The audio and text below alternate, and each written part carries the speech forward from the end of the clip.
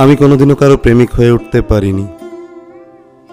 যে মেয়েটির হাত ধরে গধূলি বিকেলে মাইলের পর মাইল হেঁটেছিলাম, টেলিফোন ধরে যার আবদারের জন্য ক্লান্ত চোখে নিঃশ্বাসের সুরে সন্ধ্যায় ঘুম পাড়িয়েছিলাম, নিজের ব্যর্থতা, অপমান, লজ্জার কথা যাকে আপন ভেবে বলেছিলাম, তারা সবাই আমাকে বেকার, বিরক্তিকর পুরুষ ছাড়া আর কিছুই মনে করে না।